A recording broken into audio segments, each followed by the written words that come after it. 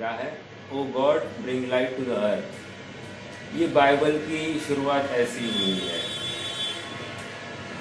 Helen Keller के भी कथन आते हैं और स्वामी विवेकानंद के भी कथन आते हैं। हाँ, वहाँ पर स्वामी विवेकानंद तो ये कहते हैं, oh God give light to the poor because they need it, and give more light to the rich because they need it more. समझ में आ रहा है? सुनने नहीं आएगा। कह रहे हैं गरीबों को आप सच्ची समझ देना, प्रकाश देना, और अमीरों को अधिक देना क्योंकि उनको उसकी ज्यादा आवश्यकता है। हेलेन केलर तो कहते हैं कि don't laugh on me, don't pity on me because I am blind, pity on those who are not blind but don't have vision। जो अंधे तो नहीं है लेकिन दृष्टिकोण नहीं है उनके पास में। सारा खेल दृष्टिकोण का है। आंखें तो सबके पास में है लेकिन दृष्टिकोण गलत होगा तो काम नहीं होगा। ये बात समझनी अत्यंत जरूरी है।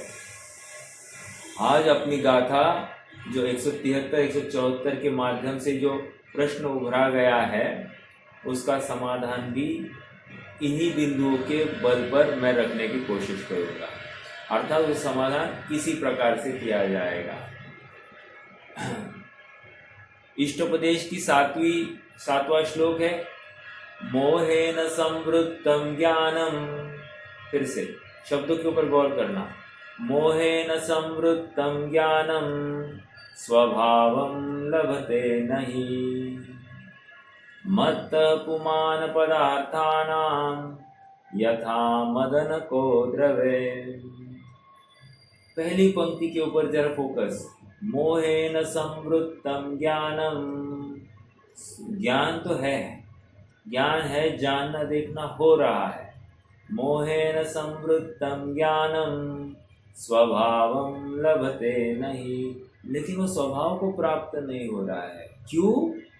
क्योंकि वो आवृत्त हुआ है और आवृत्त ज्ञान कार्यकारी नहीं है। हाँ, आवरण से रहित स्वभाव की स्वीकृति कार्यकारी है। गाथा 173 174 की चर्चा अपनी प्रारंभ हो चुकी है। 173 नंबर की गाथा में प्रवचन सार जी ग्रंथ के माध्यम से शिष्य ने एक प्रश्न खड़ा किया है। कह रहे कि आपने अभी अभी 172वीं गाथा में बताया कि ये जीव अरस अरूपी अगंध अस्पर्शी होने से एकदम चैतन्य गुणमयी है, इसलिए ये पुद्गल की जाति वाला नहीं है, अलग है। और हम प्रत्यक्ष देखते हैं कि पुद्गल का आपस में बंधन होता है। क्यों होता है? क्योंकि उसमें स्पर्श गुण पाया जाता है और स्पर्श गुण में भी विशेष रूप से रूखा चिकना ये पाया जाता है। तो ये स्वभाव पुद्गल के है तो उनका बंध होना स्वाभाविक है। लेकिन अमूर्तिक जीव और मूर्तिक पुद्गल का आपस में बंधन कैसे हो रहा है? प्रश्न ये खड़ा किया गया है। अब उसका समाधान आचार्य देव के मुख से अपन सुनने की कोशिश करेंगे। हाँ, चलिए देखो, पेज नंबर 337 अपन गाथा का पाठ एक बार करते और फिर डायरेक्टली नीचे का भाव पढ़ने की कोशिश करेंगे। मुत्तोरुवादि गुणों बज्जदि फासेहिम अन्नमन्नेहिम तव्विवरीदो अप्पा बज्जदि किदपोगलं कम्मं रुवादियेहिम रहितो पेच्छदि जानादि रुवमादीनि दव्वाणि गुणे यजधा तह बंधो तेण जानी। हिंदी। मूर्त पुद्गल बंधे नित स्पर्श गुण के योग से, अमूर्त आत्मा मूर्त पुद्गल कर्म बांधे किस तरह। जिस तरह रूपादि विरहित जीव जाने मूर्त को, बस उस तरह ही जीव बांधे मूर्त पुद्गल कर्म को। शब्द के ऊपर गौर करना। जीव बांधे मूर्त पुद्गल कर्म को, ऐसा नहीं लिखा कर्म बांधे अमूर्त जीव को। शब्दों के ऊपर गौर करना, आंसर यहीं पे छिपा है।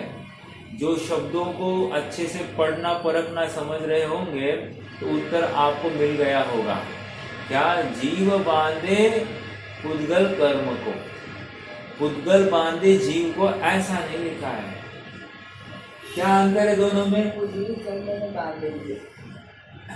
क्या अंतर है ये दोनों स्टेटमेंट में? जीव बांधता है कर्म को, या और दूसरा स्टेटमेंट है कर्म बांधता है जीव को। क्या फर्क है दोनों स्टेटमेंट में? आप कहोगे कुछ नहीं है, ऐसा नहीं है।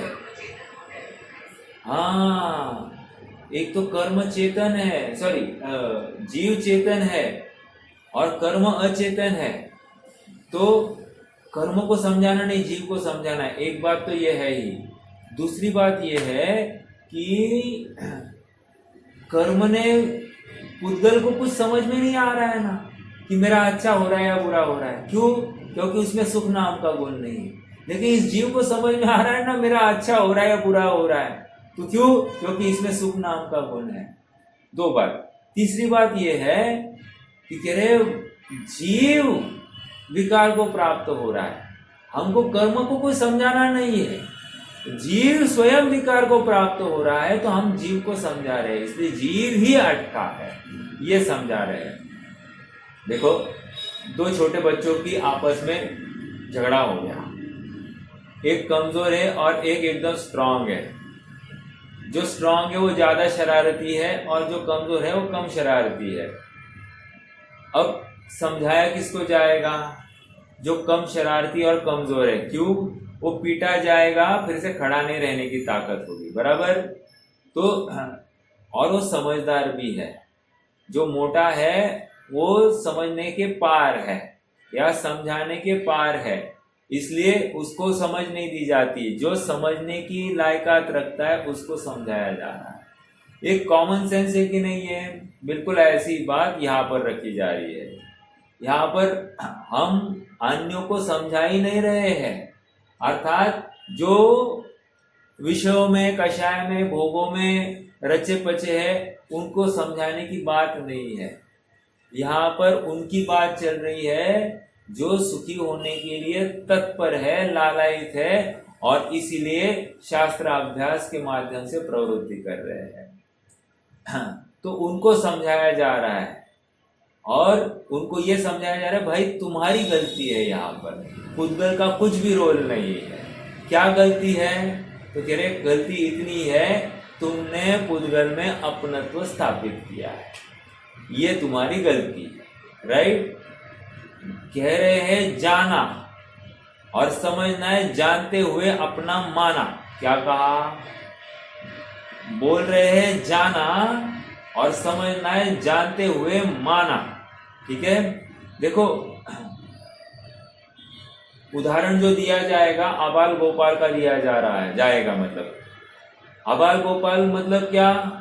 आबाल मतलब होता है मूढ़, अज्ञानी, बच्चा, ग्वाला, ऐसे अनेक अर्थ किए हैं आबाल। और गोपाल मतलब क्या? वृद्ध, समझदार, भगवान, ऐसे अर्थ किए हैं। कहने की बात इतनी है, ये दोनों जीव क्या कर रहे हैं? आबाल और गोपाल दोनों जान ही रहे हैं, लेकिन देखो ना, एक बंध को प्राप्त हो रहा है और एक बंध को प्राप्त नहीं हो रहा है। आचार्य देव ने लॉजिक लगाया, लॉजिक। क्या कहा एक जन बंध को प्राप्त हो रहा है, एक बंध को प्राप्त नहीं हो रहा है। What is the difference? क्या प्रॉब्लम है? हाँ, क्योंकि दोनों एक ही बात कर रहे हैं, एक ही बात जान रहे हैं, और एक जन बंध को प्राप्त हो रहा है, एक जन बंध को प्राप्त नहीं हो रहा है। इसका मतलब जानने के अलावा और कुछ होगा, जानने के साथ साथ और कुछ होना चाहिए जो अंतर कर रहा है या डिफरेंस तैयार कर रहा है, और जानने के साथ में वहां पर मान्यता छिपी है, उस मान्यता को लेकर बंध है। एक बात हो गई। सुनो, बंध मतलब क्या कर्म को पकड़ लिया, ऐसा बंध नहीं है। बंध मतलब एक गाना आता है, फिल्मी गाना, ये बंधन तो प्यार का बंधन है ना, है ना। हाँ, मतलब वो भी देखो, लौकिकता में भी हम यही कह रहे हैं ना, बंधन क्या बांधा है, ऐसे पकड़ पकड़ के बांधा है, ऐसा नहीं है। समझ में आ रहा है क्या? वो तो मोह का बंधन है। प्यार को मैं थोड़ा सा यहाँ पर अपनी आध्यात्मिक भाषा में मोह का बंधन है, और मोह का बंधन अच्छे अच्छों को खड़ा कर देता है। मतलब खड़ा कर देता है मतलब हाँ, वो अच्छों अच्छों को कहीं से भी खींच के लेके आ सकता है। यूजुअली एक उदाहरण दिया जाता है, या हम पिक्चरों में देखते हैं, हालांकि मुझे पिक्चर देखकर काफी दिन हो गए हैं, सालों हो गए हैं, लेकिन पिक्चरों में कुछ भूतकाल का फ्लैशबैक आता ही है। हाँ, तो उसमें ऐसा दिखाया जाता है कि जो हीरो है वो हाथ नहीं लग रहा है पुलिस के, मतलब उसने किसी गलत कार्य किया है, वो हाथ में नहीं आ रहा है, हीरो को या पात्र को वो पुलिस के हाथ नहीं आ रहा है। तो क्या किया जाता है? पुलिस क्या करती है? उसके घर वालों को अपने हिरासत में ले लेती है, और या फिर उनको नजर कैद में रखती है, और वो उस जिसको पकड़ना है उसकी आने की राह देखते हैं। वो जानते हैं कि ये मोह का बंधन है, ये यहाँ पर खींचा आएगा, और कदाचित ऐसा हो गया कि पप्पू बीमार है, इतना एक फोन भी चला जाए और वो भागते भागते मतलब 7 समुंदर पार करके यहाँ पर पप्पू को देखने के लिए आ सकता है। समझ में आया? ये कैसे हुआ है? ये एकमात्र उस मोह के बंधन के लेकर हो गया। मोह का बंधन मतलब वो प्री अज्यूम बंधन है कि ये मेरा है, ये मेरा कर्तव्य है, मेरा अपना है, मेरी प्रॉपर्टी है। ऐसे प्री कंसीव नोशंस इसने स्वयं तैयार कर ली है, और इनके बल पर वो बराबर अपना आधिपत्य, अपनत्व उन सब जिनको जिनको जान रहा है उसमें कर लेता है। तो जिसमें अपनत्व है उनके लिए जो अनुकूल है, उन विषयों में ये इष्टता या राग स्थापित करता है, और जो जो अपने इष्टजनों को प्रतिकूल है या अपने को प्रतिकूल है, उन सब विषयों में वो अनिष्टता या द्वेष स्थापित करता है। इन शॉर्ट, ये बंध ही गया ना, ये स्वयं पकड़ के बैठ गया है। क्या कहा? ये स्वयं पकड़ के बैठा है और कह रहा है छोड़ो मुझे, छोड़ो। समझ में आ रहा है क्या? मान लो मैंने किसी के हाथ पकड़े, मैंने पकड़े, और मैं उसको कहूं छोड़ो ना मुझे, छोड़ो ना यार, छोड़ो ना मुझे, जाना है, छोड़ो ना अभी कौन समझदार, पागल कहेंगे कि नहीं कहेंगे? मैंने ही आपके हाथ पकड़ के रखे और मैं ही बोलूं मुझे छोड़ो, ये पॉसिबल है क्या? और ऊपर से कह रहे हैं कि आपने मुझे बंधन में डाल दिया। ये दूसरी बात। हालांकि हुआ ऐसा है कि मैं स्वयं आपको पकड़ के बैठा हूं और मैं स्वयं कह रहा हूं कि आपने मुझे बंधन में बांध दिया है। समझ में आया? गलती अपनी है, ये यहां पर बताया जा रहा है। तुम जान रहे हो ना, राग पूर्वक जान रहे हो या द्वेष पूर्वक जान रहे हो, इसलिए तुम्हारी तकलीफ है। तुम बस ऐसा जानो जैसे भगवान जान रहे हैं, जहां पर राग और द्वेष का कोई लवलेश नहीं है। अपने आप तुम बंध को प्राप्त नहीं हो जाओगे। समझ में आ रहा है क्या? इतनी सी थीम दे रहे हैं। बताया जा रहा है जानना, और समझना है जानने के साथ में मानना। समझ में आचार्य देव कोड वर्ड्स में बात करते हैं। हमको उनके भावों को समझना चाहिए। अब देखो, अमृतचंद्र स्वामी नहीं होते तो ये बात पकड़नी थोड़ी सी कठिन तो थी ही। मतलब मैं ये नहीं कहता हूं कि संभव ही नहीं थी, लेकिन कठिन तो बिल्कुल थी। और देखो, गुत्थी खुल गई है। मैंने एक ब्रीफ कर दिया है, गाइडलाइन दे दी है, ये गाथा कैसे चलने वाली है। अब हमको पढ़ने का विकल्प आ रहा है, अपन पढ़ते हैं। देखो, मूर्त पुद्गल तो रूपादि गुणों से युक्त होने से स्पर्श गुण के द्वारा परस्पर बंधन को प्राप्त होते हैं। ये 173वीं गाथा के भाव को खोल रहे हैं। क्या कह रहे हैं? मूर्त पुद्गल स्वयं उसमें स्पर्श रस गंध वर्ण है, लेकिन स्पर्शादि गुण है, रूपादि गुण है, इसलिए वो बंध को प्राप्त होते हैं। इसमें क्या आश्चर्य? कोई आश्चर्य नहीं। किंतु उससे विपरीत अमूर्त आत्मा पौद्गलिक कर्मों को किस प्रकार बांधता है? शब्दों के ऊपर गौर करना। अमूर्तिक आत्मा पौद्गलिक कर्मों को किस प्रकार बांधता है? ऐसा नहीं कहा है कि पौद्गलिक कर्म अमूर्तिक आत्मा को कैसे बांधता है। शब्दों में चेंज समझ आ रहा है क्या? जीव कैसे बांध रहा है, यही कह रहे हैं। हाँ, इसका मतलब क्या है? मुझे जो लग रहा है कि हम कर्म की वजह से हम अटके हैं। समझ में आया? भगवान को मुक्ति क्यों नहीं हो रही है? तब आयु कर्म है, 4 अघाती कर्म है, हम किसको दोष दे रहे हैं? भगवान को मुक्ति क्यों नहीं हो रही है? 4 अघाती कर्म को वहां पर असाइन कर दिया जॉब, इसलिए आप भगवान को मुक्ति नहीं हो रही।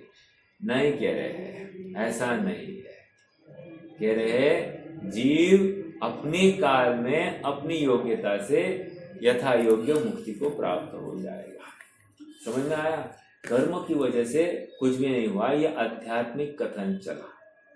यदि हम कर्म के अधीन भगवान का मुक्त होना मानेंगे तो फिर समय तो भी कर्म के अधीन होगा, और ये बहुत बड़ी तकलीफ की बात है, क्योंकि कर्म का अभाव छद्मस्त अवस्था में कभी भी पाया नहीं जाता। समझ में आ रहा है? हाँ, अब और एक बात समझना। बात यह है कि सचमुच जीव को बंधन है क्या?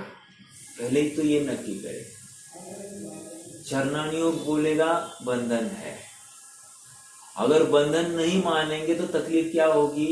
पूरा कर्णानियोग फेल हो जाएगा, पूरा चरणानियोग फेल हो जाएगा। समझ में आया? इसलिए बंधन तो मानना पड़ेगा। जीव दुखी है ये कहना पड़ेगा, बट स्वभाव से देखा जाए तो जीव में बंधन नहीं है, ये भी कहना पड़ेगा।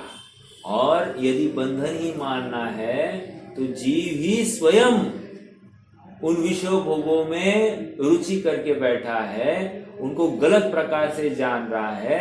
ये जीव की प्रॉब्लम है। समझ में आ रहा है क्या? इसलिए यहाँ पर समझाने के नाम पर भी जीव के परिणामों की सुधार की बात चल रही है। आप सबको पता होगा कि 7 तत्वों में हमने जीव तत्व अजीव तत्व ऐसा देखा था, और उसके बाद में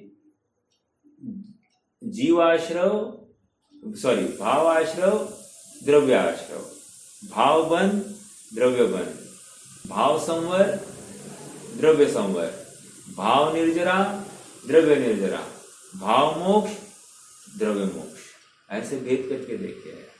कितने जनों को याद है? हाँ, ये क्यों किया गया होगा? कोई बताएगा? Any logic?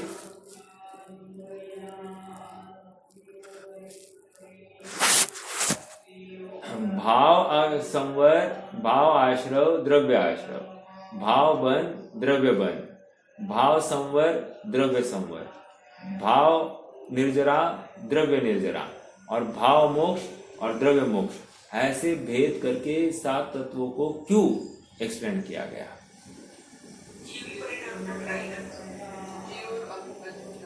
राइट। द्रव्य पक्ष जो है वो अजीव में हो रहा है ये दिखाना है, और भाव पक्ष में टोटली जीव के परिणाम या जीव के विकल्प को हाईलाइट करना है। इसलिए भाव आश्रव की परिभाषा क्या है? भाव आश्रव में क्या कहा कि जीव में मोह राग द्वेष की उत्पत्ति, राइट, मोह राग द्वेष की उत्पत्ति। और भावबंध क्या कहा? इन मोह राग द्वेष को अच्छा मानना। समझ में आया? मोह राग द्वेष को अच्छा मानना, ये हो गया भावबंध। और उसके अपोजिट द्रव्य आश्रव और द्रव्य बंध क्या है? मोह राग द्वेष के वे पुद्गल कर्मों का आना द्वार पर खड़े हो गए हैं। और द्रव्य बंध में क्या हो गया? एक क्षेत्रावगारोप संबंध हो गया। समझ में आ रहा है क्या? वैसे थोड़ा सा ऑफ ट्रैक बात है, लेकिन पूछ ही लेता हूं। भाव आश्रव और भावबंध, द्रव्य आश्रव और द्रव्य बंध, ऐसा हो रहा है क्या कि आश्रव पहले समय में हो रहा है और दूसरे समय में बंद हो रहा है? एक ही समय में हो रहा है। आप पकड़ रहे हैं क्या मेरी बात को? तो आपको प्रश्न खड़ा हो रहा है क्या? कुछ प्रश्न खड़ा हो रहा है? अगर भाव फिर से भाव नहीं फिर से क्या कहा?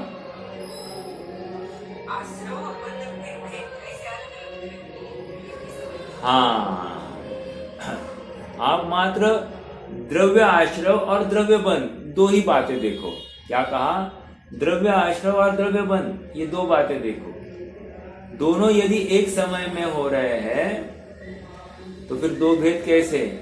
मतलब एक ही समय में कर्मों का आना और कर्मों का एक क्षेत्रावगारोप हो जाना, ये दोनों कार्य एक ही समय में हो रहे हैं। अब लॉजिकली क्या लगना चाहिए? कर्मों का आने का काल एक समय का, अगले समय में कर्मों का एक क्षेत्रावगारोप होने का काल होना चाहिए। तो ठीक है, कैसे होता है? बोलो, कैसे होता है? होता है बोल दिया आपने, कैसे होता है? देखो, तो कहने की बात इतनी है कि इसके ऊपर कोई ऐसा विशेष फोकस नहीं किया गया, बट लॉजिकली दोनों एक ही साथ होते हैं। अब दोनों एक साथ एक क्षण में कैसे होते हैं, ये केवल ज्ञान गोचर बातें हैं, बट फिर भी ये अपने आप में एक प्रश्न चिन्ह है। चलिए, मैं कहा गया था, हाँ, अपन ये कह रहे हैं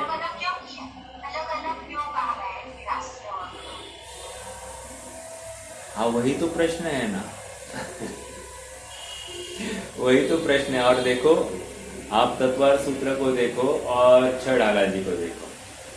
छड़ाला में बंध के कारणों में मिथ्या, अविरति, कषाय, प्रमाद और योग कहा गया। और आप तत्वार सूत्र खोलकर देखोगे तो आश्रव के कारणों में मिथ्या, अविरति, प्रमाद, कषाय और योग बताया गया। अब प्रश्न फिर से आपने को खड़ा होना चाहिए था क्या, कि यहाँ पर बंध का कारण बता रहे, यहाँ पर आश्रव का कारण बता रहे। ऐसे दो अलग अलग जगह पर आश्रव का कारण यहाँ पर बताया और यहाँ पर बंध का कारण बताया। हम कौन सा सत्य आत्मा है? लॉजिकली जहाँ पर आश्रव है वहां पर बंध होता ही होता है।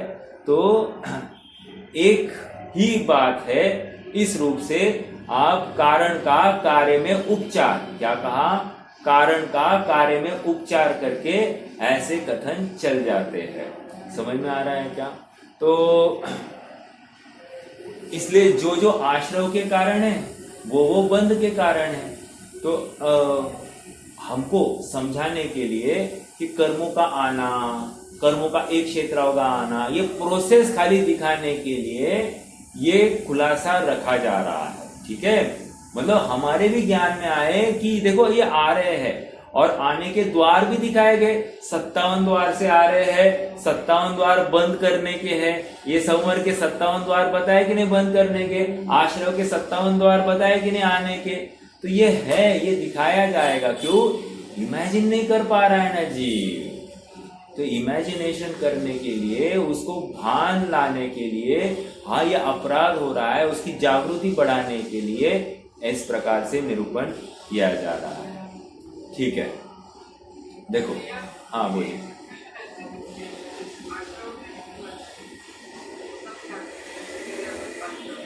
हाँ हाँ हाँ, प्रश्न समझ में आ रहा है क्या?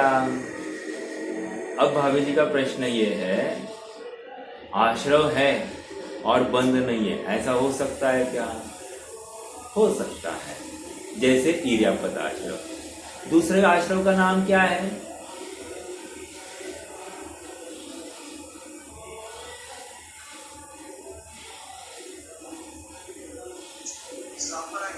हाँ, सांप्रदायिक आश्रम मतलब क्या?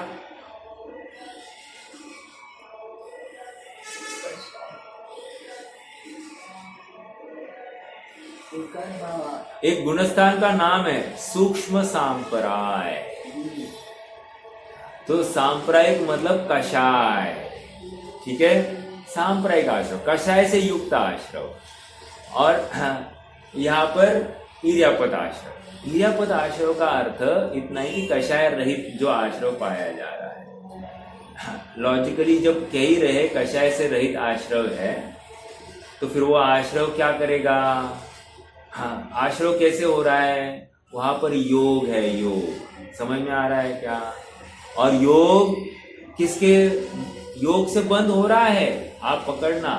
लेकिन उसको बंद नहीं कह रहे हैं। योग से स्थिति, सॉरी, क्या है, प्रकृति और प्रदेश बंद हो रहा है। समझ में आ रहा है ना? योग से बंद हो रहा है, प्रकृति और प्रदेश बंद हो ही रहा है, बट स्थिति अनुभाग बंद नहीं हो रहा है। इसलिए बंद नहीं हो रहा है ऐसा कथन आ रहा है, बंद हो रहा है। देखो कथन इस प्रकार चलते हैं, हमको अपेक्षा समझनी चाहिए। तो यहाँ पर प्रकृति और प्रदेश बंद हो रहे हैं, मतलब वहां पर साकावेदनीय की, या फिर गोत्र की, या फिर आयु की, आदि आदि प्रकृतियों का बंद होता होगा, होता ही है। ठीक है, तो कहने की बात इतनी है कि वो बंद हो रहा है, लेकिन घाती वाला बंद नहीं हो रहा है ना, जो संसार का कारण है उसका बंद नहीं हो रहा है ना, इसलिए उसको नहीं होता है ऐसा भी कहा जा रहा है। ठीक है, चलिए।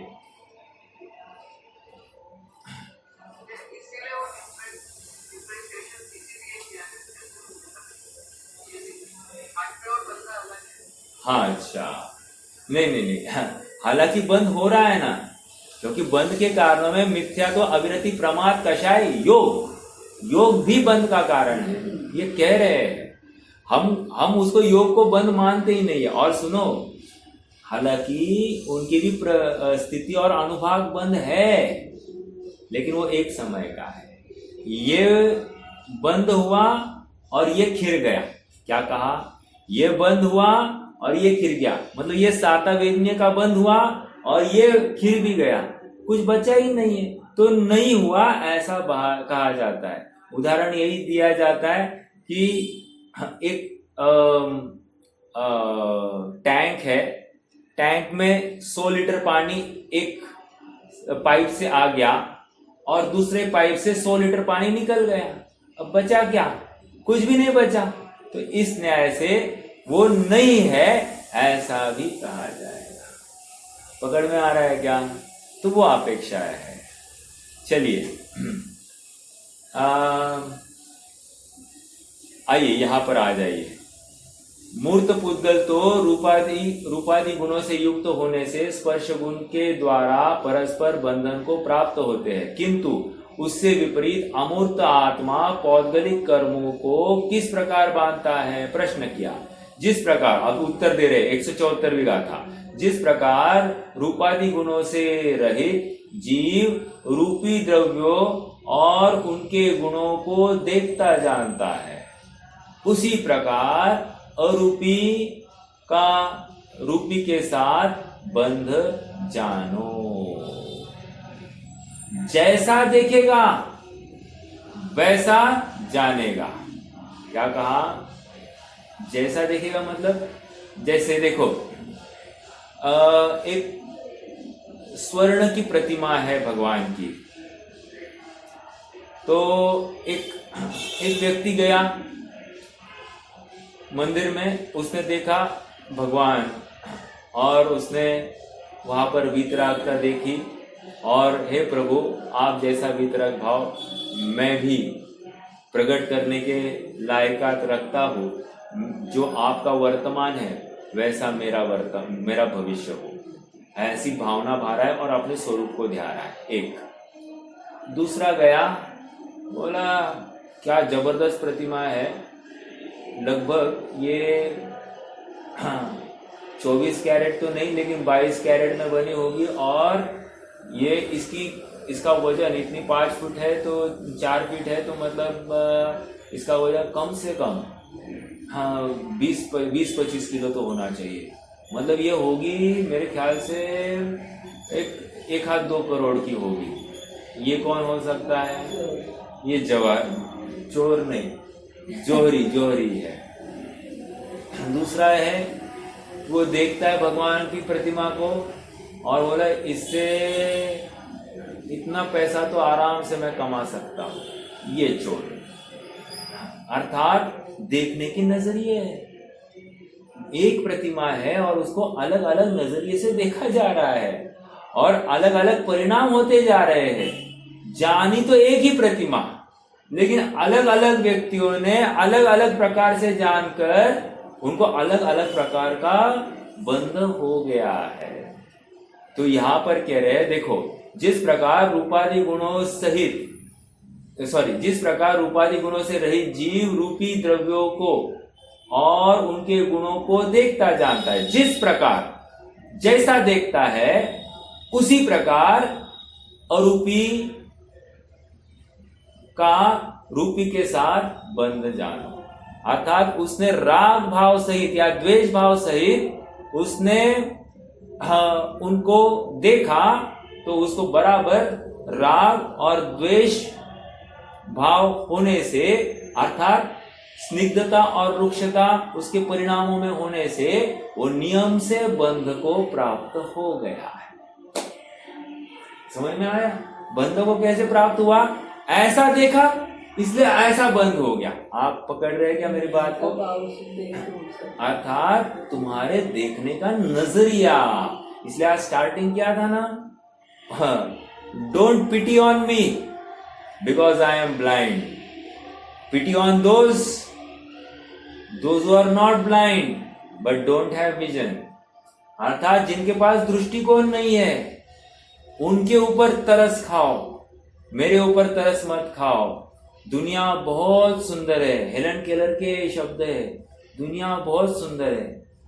और हम कह रहे हैं दुनिया बहुत खराब हो गई है। समझ में आया क्या? कितने आवाज, कर्कश आवाज, यहाँ पर इतनी ध्वनि प्रदूषण, लोगों को समझता नहीं है, कितने प्रवृत्ति खराब हो गई है, ये हम कह रहे हैं। और वो अंध व्यक्ति कह रहा है दुनिया बहुत सुंदर है। अब किसकी माने? देखने का नजरिया है। और देखो हम आकुलता करते, हम बंध को प्राप्त हो रहे, हमको खबर ही नहीं पड़ रही। मतलब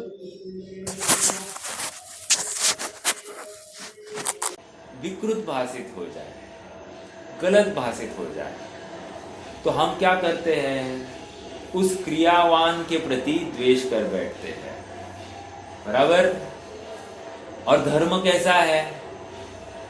धर्म तो राग द्वेष से रहित था। और मैंने कैसे धर्म मान लिया? मैं स्वयं को कर्म से बनता नहीं हूं ऐसा मान रहा हूं। समझना इस बात को।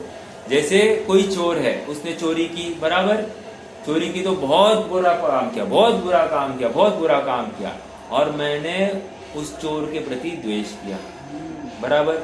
अब द्वेष करके मैंने क्या किया है, मैंने बंद किया, इसकी खबर ही नहीं, मैं तो धर्मात्मा हूं ऐसा ही मैं मान बैठा हूं।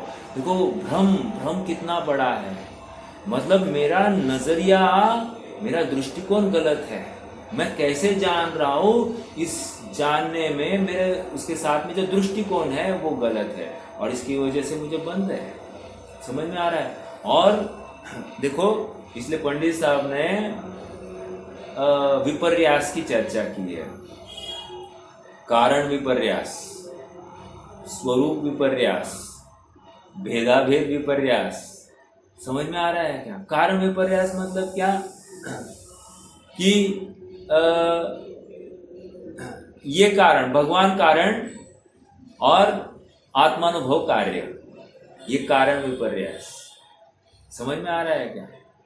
हाँ, ये अन्य भी लगा सकते हैं। स्वरूप विपर्यास, आत्मा मूर्तिक है, स्वरूप विपर्यास। भेदाभेद विपर्यास मतलब वस्तु स्वरूप को ही यथार्थ नहीं जानना, भेद से जानू या अभेद से जानू इसकी खबर नहीं है, भेदाभेद विपर्यास। अब ये ऐसा विपरीतपना रहेगा इस ज्ञान में, अर्थात उसके साथ में श्रद्धा छिपी ही है।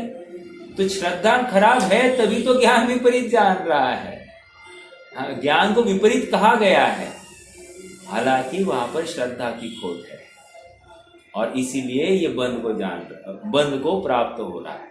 तो आत्मा बंध को क्यों प्राप्त हो गया? क्योंकि उसका दृष्टिकोण खराब है, और इसलिए वो बंध को प्राप्त हो गया। दृष्टिकोण श्रद्धा है, और दृष्टि ये ज्ञान है। और क्या कहा क्या जा रहा है? देखा इसलिए बंध को प्राप्त हो गया। इसलिए फिर एक पक्ष ऐसा ही चला, देखो ही मत, तो फिर बंध भी नहीं होगा। समझ में आया? एक पक्ष ऐसा भी चालू हो गया, देखने से बंद हो रहा है ना, तो देखो ही मत, तो बंद भी नहीं होगा। अरे तो उसको समझाया गया, देखो कोई ऐसा व्यक्ति है, वो देखता हुआ भी विकार को प्राप्त नहीं हो रहा है, और तू देखकर विकार को प्राप्त हो रहा है। अब प्रॉब्लम किस में है? अगर वो विकार को प्राप्त नहीं हो पा रहा है और तू विकार को प्राप्त हो रहा है, इसका मतलब तकलीफ तेरे जानने में है। तू कैसा जान रहा है? राग द्वेष से युक्त जान रहा है, कषाय से युक्त जान रहा है, इसलिए तू बंध को प्राप्त हो रहा है। और सुनो, बंध मतलब क्या? राग द्वेष होना वही बंध है। हम ये कह ही नहीं रहे कि नवीन कर्म तुमने इकट्ठा किए, हम वो कह ही नहीं रहे हैं। तुम्हें राग द्वेष हो गए, यही बंध है। और इसलिए पुरुषार्थ सिद्ध उपाय में एक छंद लिखा। बोलो, कौन बोल सकता है?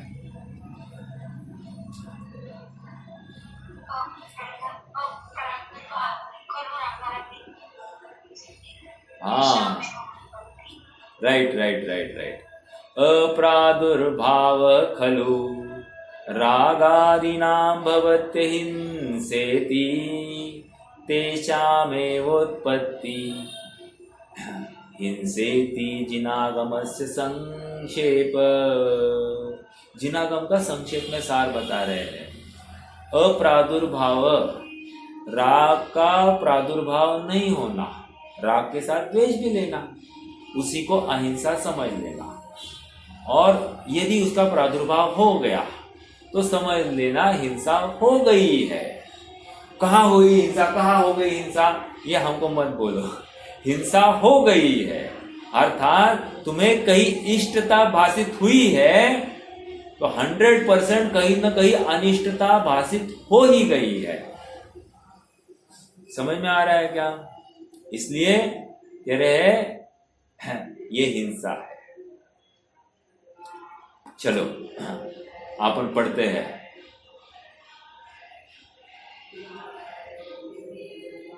आचार्य अमृतचंद्र तत्व प्रदीपिका टीका में इन गाथाओं के भाव को इस प्रकार स्पष्ट करते हैं।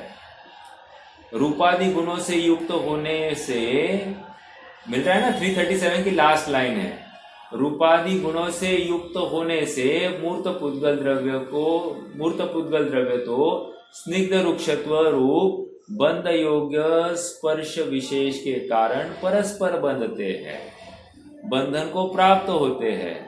यह बात तो समझ में आती है, किंतु आत्मा और पुद्गल परस्पर बंधन को प्राप्त होते हैं, यह कैसे माना जा सकता है? हाँ, तो कह रहे आचार्य यहां आ जा, तुझे बंधन अभी तक समझ में नहीं आया है।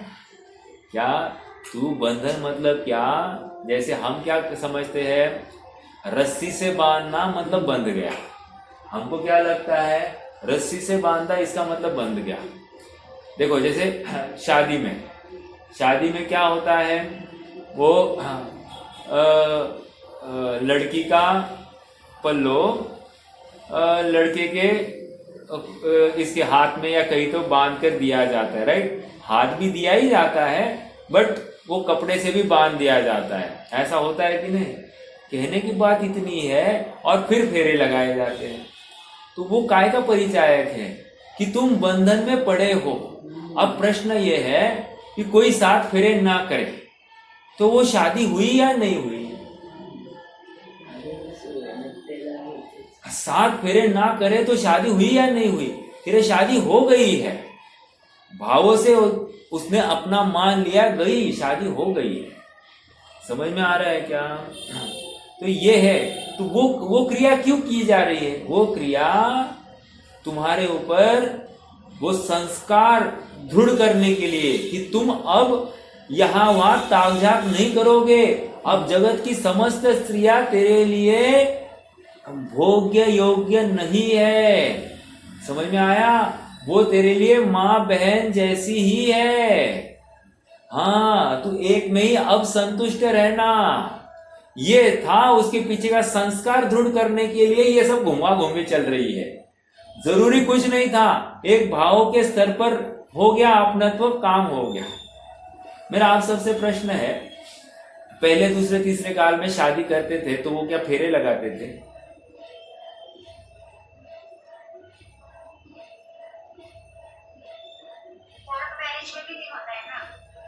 हमें वो कोर्ट मैरिज में छोड़ दीजिए।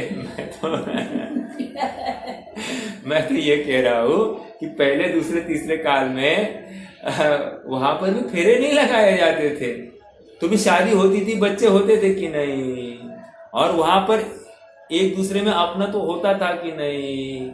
समझने की बात इतनी है कि वो बंधन कैसे भी हो, उसको बंधन मानो। अपना तो हो गया पर पदार्थ में ये बंधन, और यही इसीलिए जीव बंधा। ये कह रहे हैं जीव कैसे बंधा, बस तूने अपनत्व किया, हो गया। देखो आज तक मुझे बेटा नहीं था, तब तक बेटे संबंधी कोई विकल्प था मुझे? कोई विकल्प नहीं था। आज अचानक एक लड़का हो गया।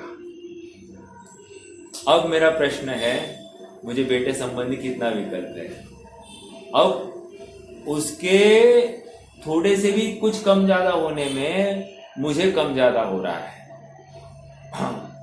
एक दिन उसका साइकिल पे एक्सीडेंट हो गया, तो मैं भरी थाली मतलब भोजन कर रहा था, मुझे खाली पता चला कि ये गिर गया है, मैं थाली से उठकर भागते भागते निकल गया।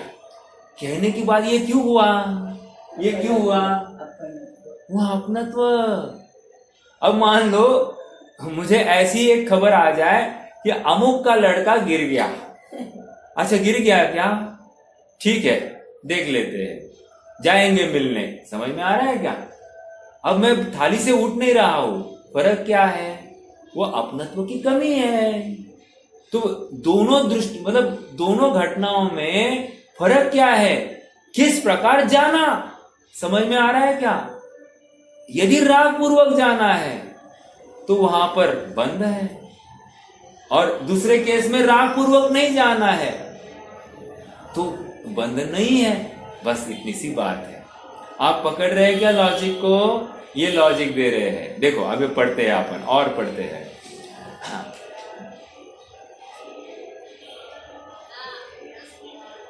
बहन जी आपका माइक म्यूट कर दीजिए। बंधन को प्राप्त होते हैं, यह बात तो समझ में आती है, किंतु आत्मा और पुद्गल परस्पर बंधन को प्राप्त होते, यह कैसे माना जा सकता है?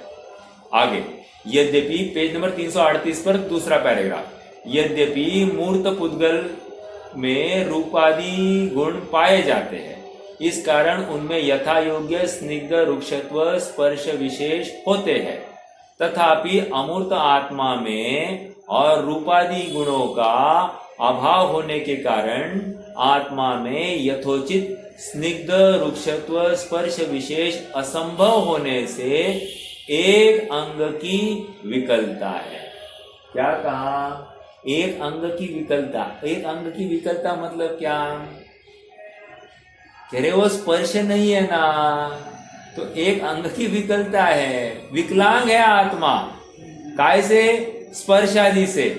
तो विकलांग है, तो ऐसा होते हुए भी बंध को प्राप्त हुआ है ना। आगे देखो, अथ जीव और पौद्गलिक कर्मों का परस्पर बंध कैसे हो सकता है? प्रश्न ही आया है अब तक। आगे तात्पर्य यह है कि परस्पर बंधने वाले दोनों द्रव्य में यथोचित स्निग्ध रुक्षत्व विशेष स्पर्श गुण होना चाहिए, तभी बंध हो सकता है। आत्मा में स्पर्श गुण का अभाव है, इस कारण एक अंग की विकलता है। अतः आत्मा का कर्मों के साथ बंधना संभव नहीं है। अभी भी तर्क ही चल रहा है। आगे यह शिष्य की शंका है। ओके, आगे ये 173 गाथा हो गई। अब आगे जिसका समाधान आचार्य देव इस प्रकार करते हैं। 174, आप चाहो तो ये पूरे पैराग्राफ को 173 ऐसा लिख के रखो, तो आपको पढ़ते समय में वो क्लैरिटी रहेगी। आने वाला दूसरा पैराग्राफ अब ये 174 ऐसा लिख के रखो। जिस प्रकार रूपादि गुणों से रहित जीव रूपी द्रव्यों को तथा उनके गुणों को देखता जानता है, उसी प्रकार रूपादि सहित जीव कर्म पुद्गलों के साथ बंधता है। यदि ऐसा न हो तो देखने जानने के संबंध में भी यह प्रश्न अनिवार्य हो जाता है कि अमूर्त मूर्त को कैसे जान सकता है। तर्क समझ में आया क्या? अमूर्त आत्मा, प्रश्न खड़ा होना ही चाहिए था। हमको यह प्रश्न क्यों नहीं आता है कि अमूर्त आत्मा मूर्तिक पदार्थों को कैसे जानता है? ये प्रश्न आपने क्यों नहीं किया? और अमूर्तिक आत्मा मूर्तिक कर्म को कैसे बांधता है, ये क्यों प्रश्न आया तुम्हें? यदि तुम्हें ये स्वीकार हो रहा है कि अमूर्तिक आत्मा मूर्तिक को देख सकता है, जान सकता है, तो फिर तुम्हें ये क्यों नहीं स्वीकार हो रहा है कि अमूर्तिक आत्मा मूर्तिक के साथ बंध कर सकता है? और बंध का अर्थ क्या है? अपनत्व कर सकता है। समझ में आया? अपनत्व करेगा मतलब क्या? मोह राग द्वेष कर सकता है। इसको बंध कह रहे हैं, पकड़ने को बंध नहीं कह रहे हैं। समझ में आ रहा है क्या? मैंने आयो पिक्चर की वो ये बोला ना, क्या ये बंधन तो प्यार का बंधन है, उसी प्रकार ये बंधन तो मोह का बंधन है। और वो जीव ने अपने आप डेवलप किया है, कि वो पर वस्तु ने थोड़ी कहा है कि मेरे साथ मोह करो। समझ में आ रहा है क्या? वो मैंने अपने आप डेवलप किया है, और कितना किया है वो मैंने अपने प्री डिफाइंड, मैंने अपनी कल्पना से ही अपना मोह डेवलप किया है। होता है कि नहीं ऐसे? मान लो लड़का बहुत आज्ञाकारी है, ज्यादा मोह, लड़का अपने अनुकूल नहीं है, नालायक है, कम मोह, होता है कि नहीं होता है? अभी जैसे मैं घर वालों को बहुत डांटता फटकारता हूँ, तो मेरे प्रति राग कम होता है। और मान लो मेरी बहन, वो घर वालों के साथ में बहुत प्रेम से, बहुत माया से बात करती है, उसके साथ स्वयं बहुत गुणवान है, ऐसी बात आती है, होती है कि नहीं होती है? ये ऐसा क्यों हुआ? राग द्वेष। ये राग द्वेष है। अर्थात अपने को सामने वाले पदार्थ से द्वेष या उपेक्षा भाषित हो गई, तो अपने आप हमारी दृष्टि में उसके प्रति जो आसक्ति है वो अपने आप घट जाती है, और सामने वाली वस्तु से हमारी अनुकूलता की खबर रखी जा रही है तो उसके प्रति आसक्ति अपने आप बढ़ जाती है। ये न्याय है। मुझे हालांकि द्वेष हो या राग हो, उन दोनों को राग में ही लिया गया है, अर्थात मोह ही कहा गया है, और वो बंध का कारण है। क्यों? इष्ट अनिष्ट कल्पना हो गई, और आत्मा इष्ट अनिष्ट कल्पना कर ही नहीं सकता। क्यों? क्योंकि ये कभी इष्ट अनिष्ट होता ही नहीं है। क्या कहा? महत्वपूर्ण बात, ये कभी इष्ट अनिष्ट होता ही नहीं है। अर्थात मेरा लड़का नालायक है तो अनिष्ट, और मेरा लड़का बहुत आज्ञाकारी है इसलिए इष्ट, ऐसा नहीं। लड़का तो ज्ञेय ही है, ज्ञाता मतलब जानने में आने वाला ही है, इतनी सी बात है। अब तुम उसके दो भेद करके जान रहे हो, ये तुम्हारी तकलीफ है, और इसलिए तुम बंध को प्राप्त हो गए। समझ में आ रहा है क्या? भेद विज्ञान करा रहे, ये कौन सा अधिकार है? ज्ञान ज्ञेय विभाग अधिकार। तो ज्ञान ज्ञेय विभाग, ज्ञान में ये भेद क्यों पढ़ रहे हो तुम? भेद ही मत पढ़ो। ये ज्ञेय में भेद पाड़ना यही अपराध है। ज्ञेय मात्र ज्ञेय है। अब अगली बात, अभी ईरान और इजराइल में युद्ध छिड़ गया है। हम किसका पक्ष ले रहे हैं? हम किसका पक्ष ले रहे हैं? नहीं, इजराइल अच्छा है, ईरान बुरा है, ऐसा। या कोई कहेगा ईरान अच्छा है, इजराइल बुरा है। कह सकता है कि नहीं? कह सकता है। ये क्यों हो गया? राग द्वेष के वश। अब भगवान भी देख रहे हैं ईरान इजराइल वॉर को। भगवान कैसे देख रहे हैं? भगवान कैसे देख रहे हैं? भगवान देख रहे हैं बद्धा जीव छे। हाँ, पुद्गलों का अभाव हो रहा है। जीव एक स्थान से दूसरे स्थान में, अर्थात आयु पूर्ण करके एक स्थान से दूसरे स्थान में गमन कर रहा है, और ये मृत कलेवर का अलग प्रकार से उसका अपना अपना परिणमन हो रहा है। अर्थात जैसी वस्तु वैसे देख रहे हैं भगवान। अब हमको भी ये सलाह दी जा रही है, अगर भगवान ऐसा देख सकता है तो तू क्यों नहीं देखता? तू देखेगा तो तू भी बंध को प्राप्त नहीं होगा। तू नहीं देख रहा है इसलिए तू बंध को प्राप्त हो रहा है। कैसे बंधा? ये प्रश्न था ना, तो ये ऐसा बंधा। तेरी दृष्टि नहीं बराबर, तेरे दृष्टि में खोट है। तूने जो चश्मा पहना है ना, वो चश्मा गलत नंबर का है, और गलत नंबर का होने से तुझे जैसी वस्तु है वैसा नहीं दिख रहा है। देखो, जैसे आपने कभी गौर किया होगा, कॉनकेव लेंस होगी, कॉनकेव लेंस होगी। मैं अभी भूल गया हूं, कदाचित मैं गलत भी हो सकता हूं। तब अपन उस लेंस के सामने खड़े हो तो एकदम हम बड़े दिखने लगते हैं, और कॉन्वेक्स लेंस होगी तो हम उसके सामने खड़े हो तो एकदम छोटे दिखने लगते हैं। तो हम कैसे हैं? छोटे हैं या बड़े? कॉनकेव मिरर की बात कर रहा हूं, लेंस नहीं। कॉनकेव मिरर और कॉन्वेक्स मिरर। तो कह रहे हैं कि ये दो प्रकार के मिरर है, और एक प्लेन मिरर, ऐसा तीसरा मिरर होता है। जैसे गाड़ियों में जो लगाते हैं वो कॉनकेव मिरर होते हैं। दूर की चीजें भी हमको नजदीक दिखने लगती है, राइट। और कॉन्वेक्स होता तो पास की भी दूर दिखाई देने लगती। समझ में आ रहा है मैं इतनी बातें क्यों समझा रहा हूं? जैसी वस्तु वैसी दिखनी चाहिए थी। दूर वाली पास में दिखे या पास वाली दूर दिखे, ये तो गलत दिखा रहा है हमको। एक प्लेन मिरर में जैसी वस्तु वैसी दिख जाती है ना। अर्थात दृष्टिकोण की तरफ मेरा संकेत है। हमारा दृष्टिकोण कैसा है उसको लेकर बंद है। हमारा दृष्टिकोण मोह से युक्त है, तो हम नियम से बंध को प्राप्त हो रहे हैं। क्यों? फिर वो कह रहे हैं तुमने जानकर मोह किया ना, इसलिए तुम्हारा जानना ठीक नहीं था। देखो, वो उपयोग की पर्याय है। उपयोग की पर्याय का यूज कैसे करना, ये हमको नक्की करना है।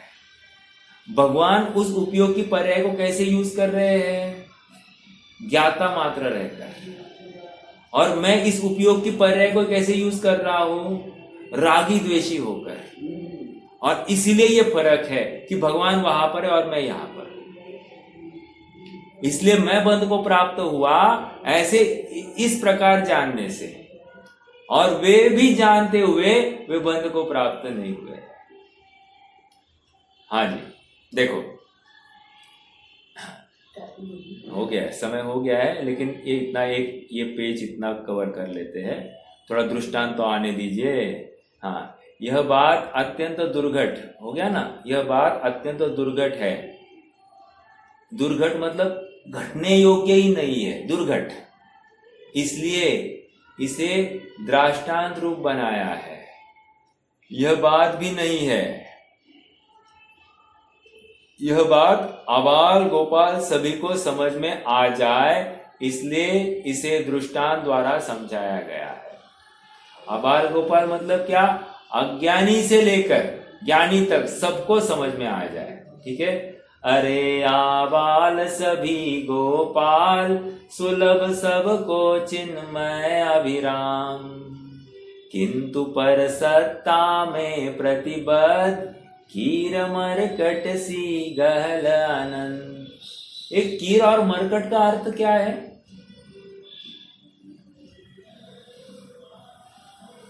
कीर किसको कहते हैं और मरकट किसको कहते हैं?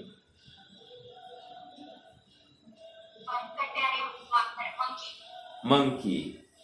और कीर मतलब चिमनी नहीं ये कीर मतलब होता है तोता। ठीक है, आपने पक्षी के रूप में कहा, ठीक है। और गहल मतलब क्या होता है?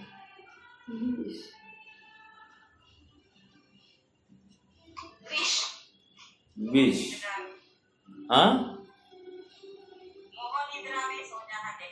हाँ, गहल मतलब होता है शराब।